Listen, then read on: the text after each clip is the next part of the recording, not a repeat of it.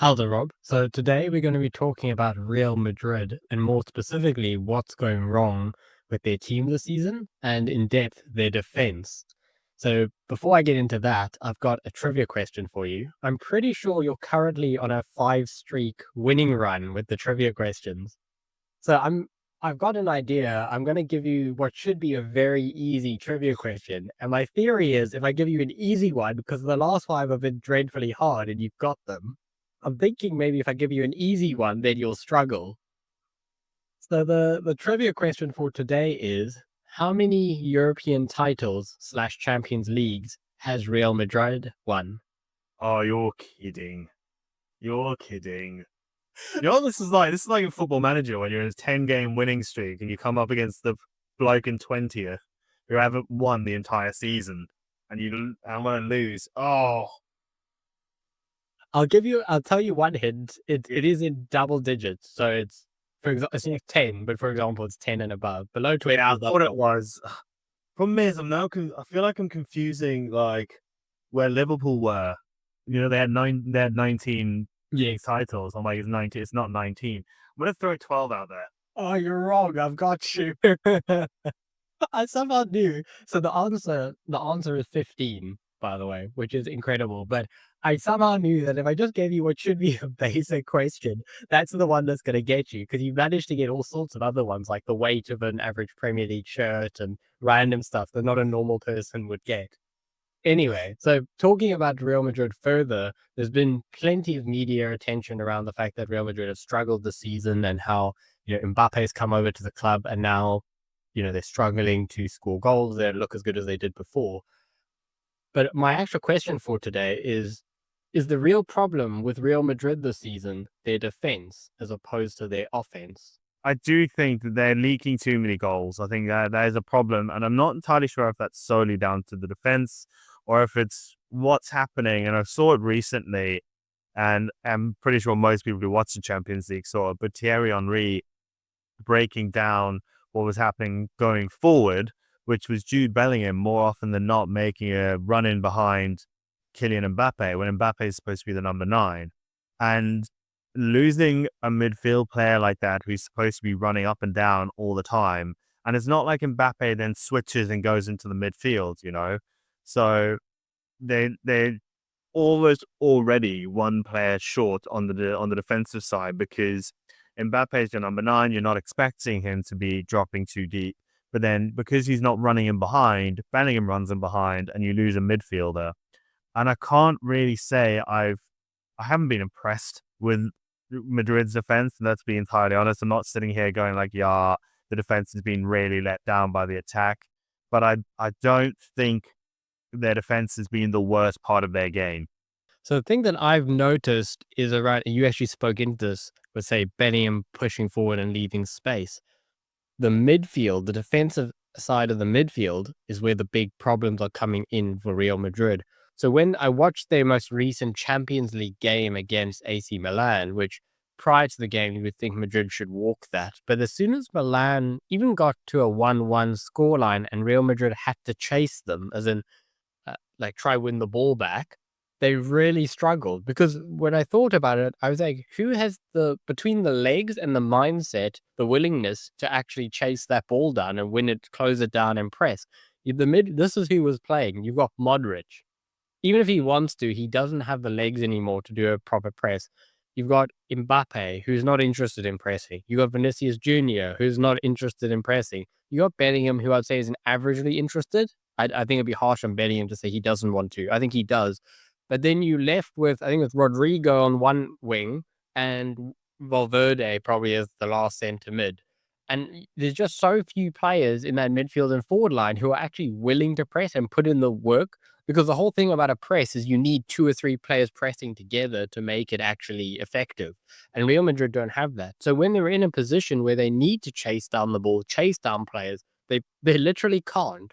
And as that you were talking about, like the analysis that a lot of the main media have made is you can't sub Mbappe after spending the money. Because you can't sub him, you can't sub Vinicius. You almost can't even take off your low pressing players and try bring on a higher pressing team to counteract that during the match and resolve that issue.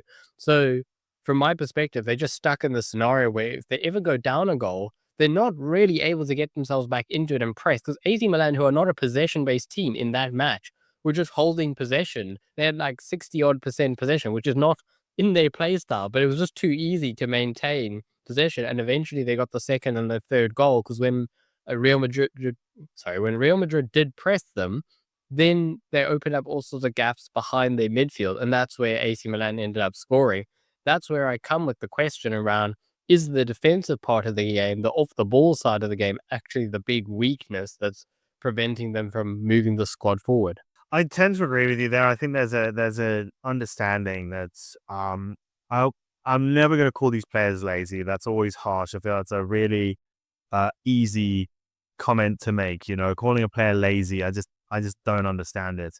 But there does seem to be not an understanding of the type of pressing that Real Madrid are wanting to do, because there have been games where they do press well and they press as a team and they do that job. But I do agree with you. I think when they go a goal down, and specifically because it's not just about going a goal down, I think it's specifically when they go a goal down and then they're not holding the ball very well, is when you can see the frustrations come in. And that AC Milan game is a perfect example, because they got frustrated, and you can see Mbappe as a player, when he gets frustrated, he wants to be on the ball because he thinks he can make the big difference. And he probably can. He's that kind of player. But you're not going to be that player in a team like Madrid, where you got Vinny Jr., you got Rodrigo to come on or start, you've got Jude Bellingham, you got Luka Modric, you got players who can play the ball in, play the pass, and do that kind of job as well.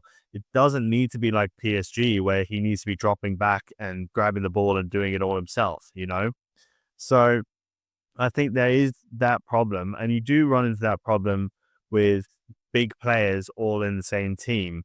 But at the same time, this is a Madrid team that knows how to have big players on the same team.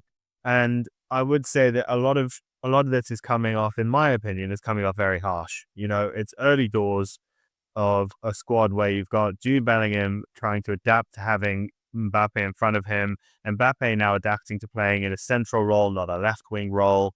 And I just think those are two major players in that team that are having to go through an entire adaptation of the way they were playing last season, and that's not going to click immediately. you know. And there have been games where they've done fantastically. I mean, they beat Dortmund 5-2, I think it was, and they came back from a goal down in that game. They've just beaten who they playing today. I'm not sure who they played today. I can't remember, but they just beat them 4-0. So like there is a team there, but I think the problem is that when they first came in, there was this thing of, oh, it's a team of stars. There's no way they're going to lose a single game. And then the players have almost bought into that. And when they go under pressure, they go, oh, what do we need to do? I think that's more of a problem than the kind of effort or the work rate that they're putting in. Yeah.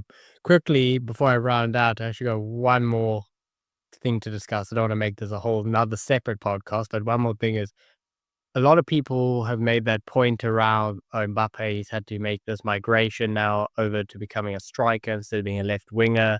He's not really working out. What do we do about this? Whatever. Is there not some finger pointing to be made around, or discussion to be had around? Well, if Mbappe is a left winger, you buy him to be a left winger. Don't try and make him now into a striker, then go, oh, you're doing a terrible job. If he's not a striker, he's not a striker.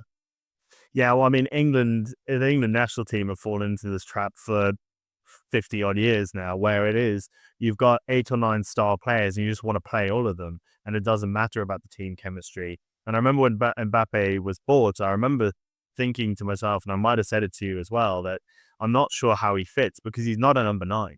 At the end of the day, he's Thierry Henry. He is the reincarnation of Thierry Henry, and Thierry Henry could play number 9, but his best position was that left wing coming in, or left striker, you'd probably call it, because he never really played out wide on the wing. He was more of a left striker. And I think it's a similar situation with Mbappe at the moment, where he's better off, where he doesn't have to fight off 2 centre backs, sorry. Fighting off 2 centre backs as a lone striker is a difficult, difficult job for anyone. And if you're a bloke who's used to playing on the left, where you can utilize the space between the left back and the centre back, and you also have your left back overlapping you to create even more space. Going from that to playing in a central role is a difficult transition. But at the same time, you can't drop Vinny Jr. It's not a possible situation. And you're now spending millions a year on having Mbappe in your team. You can't really, in the first 10, 15 games, have him not playing, you know? If you get a season in and he's still doing this, then there's a conversation. But I just sit here and I go, there's a lot of reaction to a very early season issue.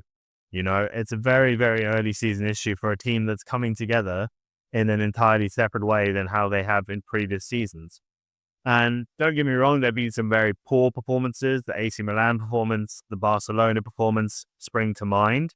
But I do think that they have the ability and the players to really turn it around. And I think we could get to the end of the season and we're going to have the typical football media situation where everyone goes, I never said that, I never said that. And turn around and go, oh yeah, Real Madrid's the best club in the world. And it was like 6 months ago, you were talking about Ancelotti getting sacked. What do you mean?